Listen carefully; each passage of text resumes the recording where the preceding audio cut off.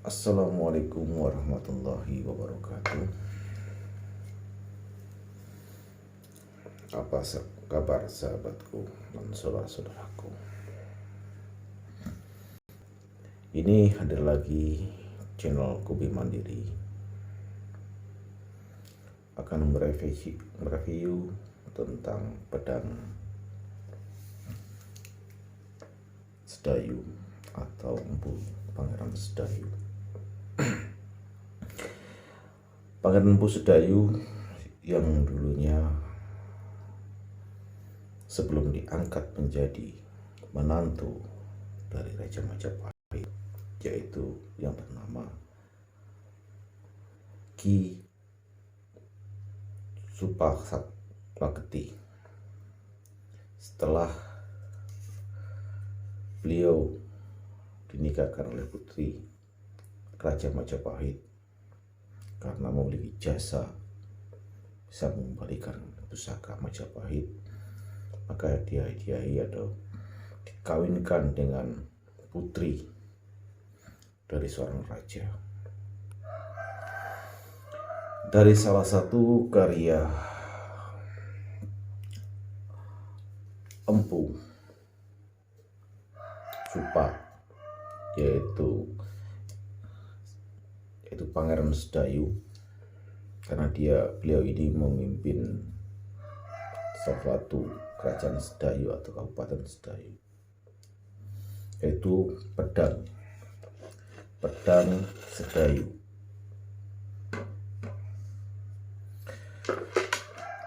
Menurut teman-teman dari pakar-pakar pusaka keris-keris, ini adalah pedang Sedayu. Kenapa saya sampai menanyakan beberapa orang ahli pusaka atau ahli keris? Dikarenakan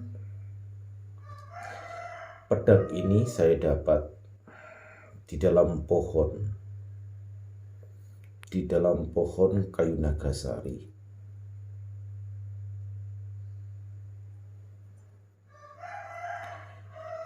Waktu menebang di daerah Gunung Dieng.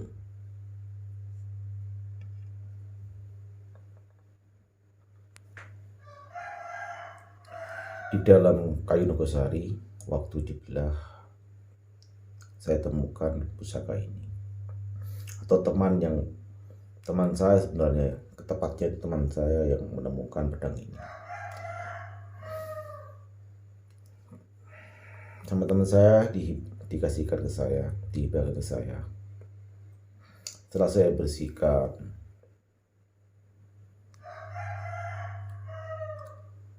jadi kayak gini nih.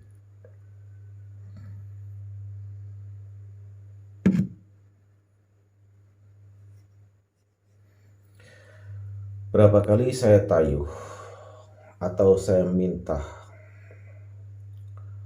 pewujudan pedang ini,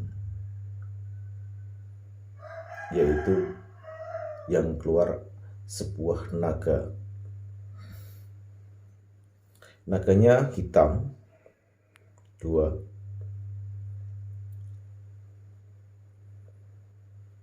Kalau pengakuan dia adalah suami istri yang bernama Sintoh Tahmat, dan yang wanitanya Gandandari. Dari pengakuan beliau juga, dari penghuni energi yang di dalam pusaka ini, beliau juga diciptakan dari seorang pangeran, yaitu Pangeran Sedayu. Saya sengaja setiap malam, setiap jam 1 ke atas, saya selalu membuat video pusaka Kalau yang dulu saya selalu di Facebook karena saya belum mengerti tentang membuat YouTube. Ini saya mulai belajar membuat YouTube. Ya mohon maaf saudara, karena yang namanya masih belajar, banyak kekurangan-kekurangan. Mulai dari menyusun kata-kata, apalagi saya juga masih belajar tentang mengenali pusaka, karena saya merasa orang Jawa. Jadi hati saya tergugah untuk melestarikan budaya Jawa atau nguri-nguri pusaka Jawa.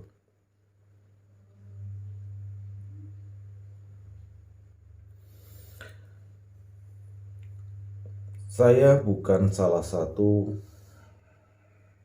kolektor ya. Saya kolektor. Saya termasuk golong kolektor. Saya tergolong kolektor adalah yang mengoleksi. Itu pun tidak sengaja, saudara.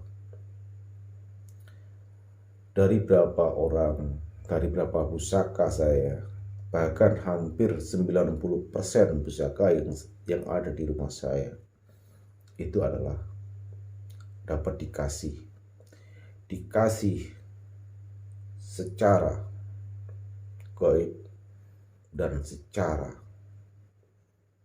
teman menghadiahkan saya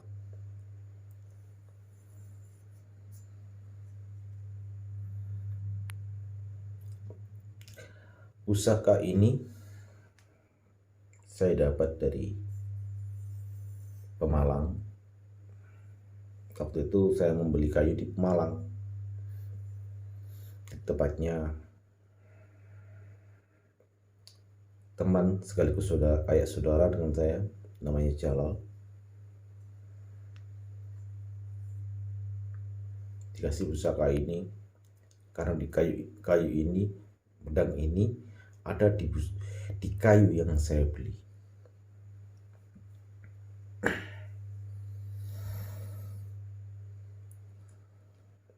Setelah saya tayuh supaya apakah saya cocok dengan pusaka ini, ataukah pusaka ini masih memiliki energi, maka saya menayuhnya. Yang pertama, tayuan saya, dia hadir dalam mata saya, di depan mata saya. Setelah itu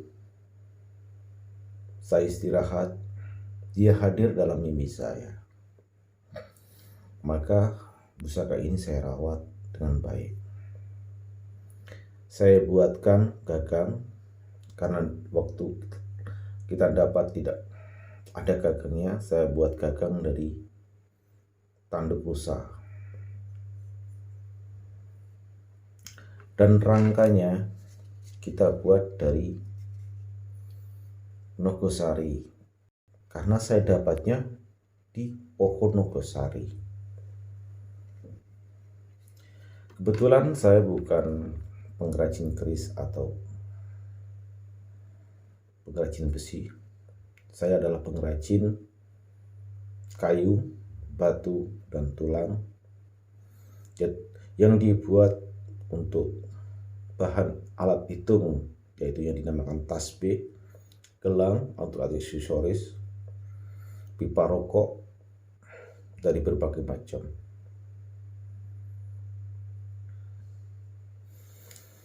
Dari kesukaan saya berburu kayu bertua, kayu antik, atau kayu yang memiliki energi.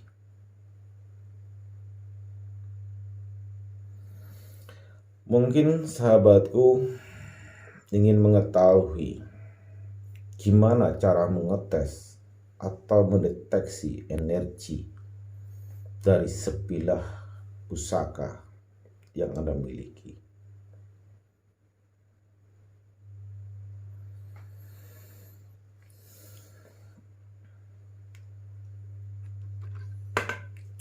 Caranya sebenarnya mudah untuk keris atau benda-benda aji.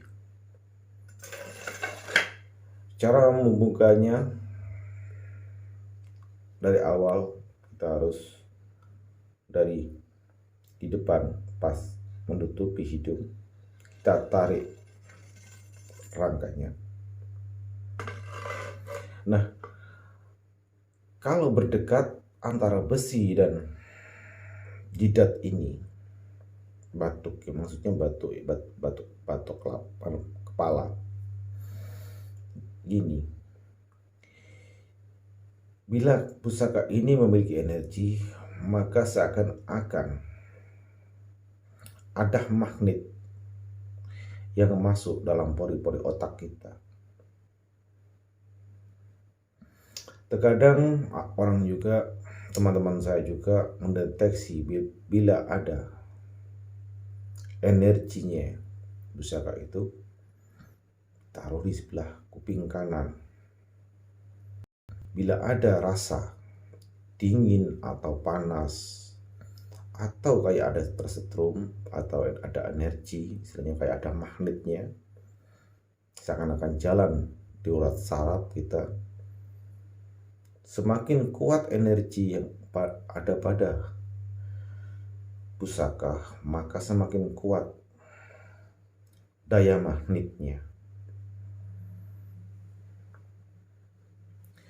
Dan usahakan pusaka-pusaka Anda ini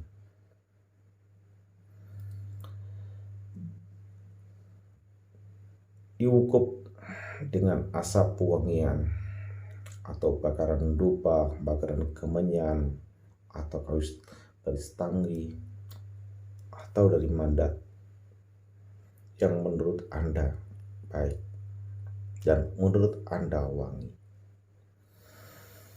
Karena pusaka dibuat oleh empunya itu ada satu tujuan. Ada tujuan politik, bisa juga ada tujuan dengan adanya sesuatu pada negara itu. Apakah ada masa perang, atau di negara itu ada pagebluk, atau pusaka itu negara itu waktu itu membutuhkan perlindungan gaib. Maka oleh empu yang dipilih oleh para raja-raja waktu itu, raja-raja itu memesan, buatkan sebuah pusaka tujuannya untuk A gitu, atau untuk B.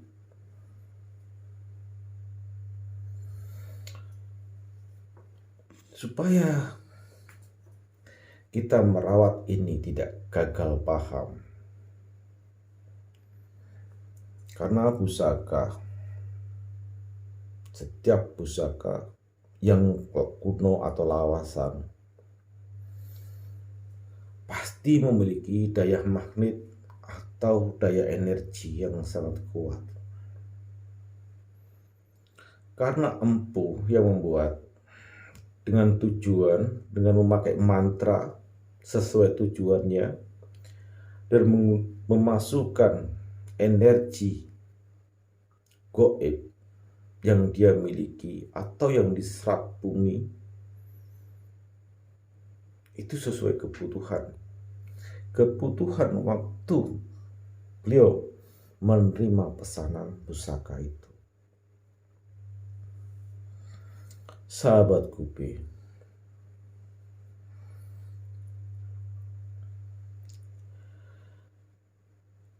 saya sendiri hanya masih belajar, tentunya masih banyak kekurangan.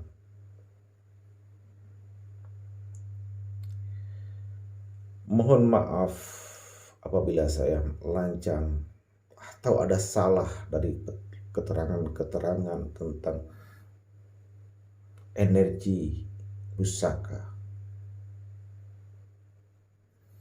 Saya sendiri membicarakan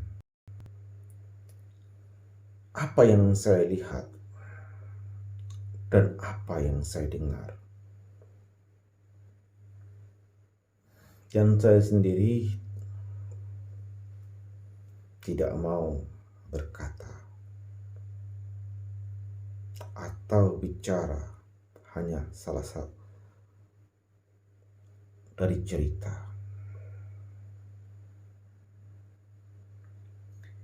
Saya bicara dengan pengalaman. Mungkin pengalaman saya selama saya memiliki benda-benda pusaka.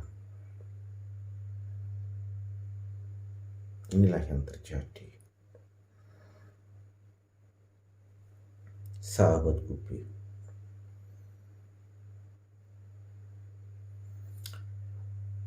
saya ceritakan kehidupan saya masa lalu.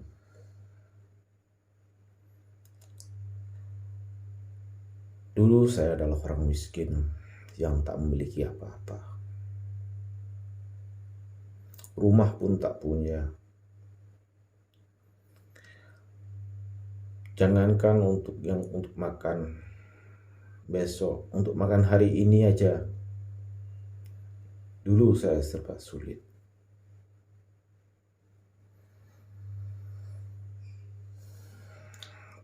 Terus saya belajar menuntut ilmu, gimana mengenal jati diri, mengenal diri sendiri,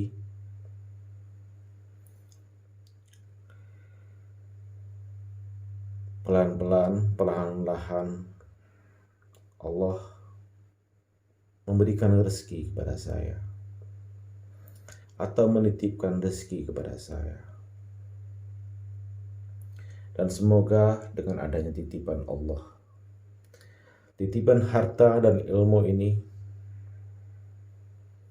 saya tidak kufur akan nikmatnya. Mudah-mudahan saya juga harus terus bersyukur kepada Allah. Nikmat-nikmat Allah yang diberikan kepada kami dan keluarga kami.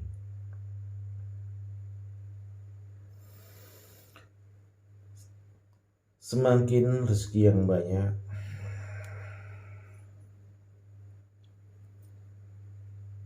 juga saya semakin banyak diberikan pusaka. Awalnya saya tidak mengerti tentang keberadaan pusaka atau apa sih pusaka itu. Kalau menurut saya dulu sih besi, hanya sebuah besi. Dari saya pelajari, ternyata pusaka itu ada pusaka ageman,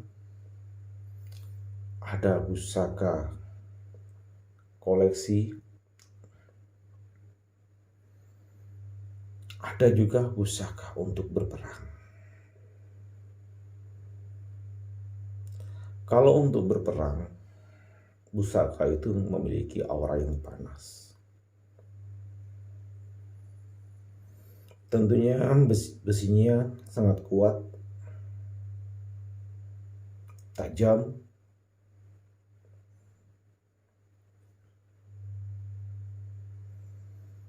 kalau dilihat dari posisi pedang ini sudah sering dibikin perang.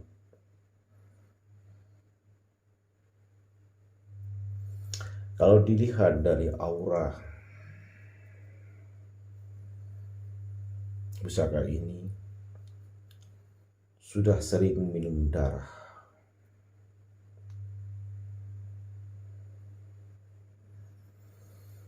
Tapi pusaka ini tidak mengeluarkan hawa panasnya. Masih dingin, kalem. karena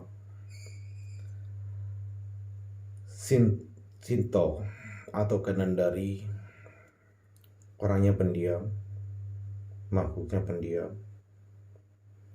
Dia mau berkata kalau dia ditanya.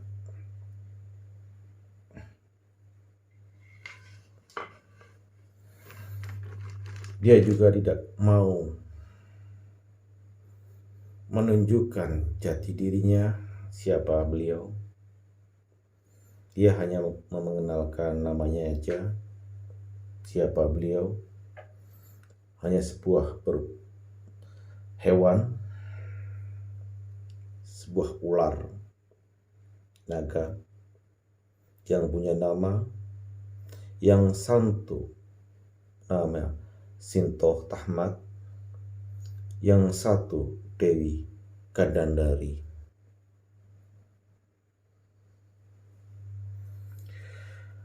Oh ya, saudara, teman-temanku, saya masukkan karena aura hawa di sini sangat panas.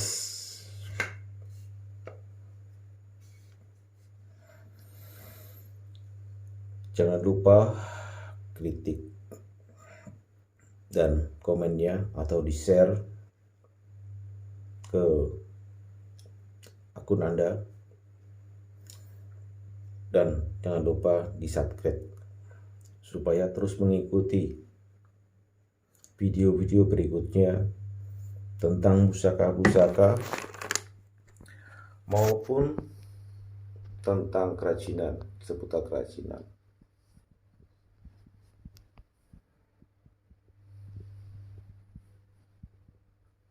Kalau yang di sini untuk tasbih, saya banyak keris yang belum saya review. Mungkin hanya berapa keris benda pusaka saya yang sudah saya review di YouTube.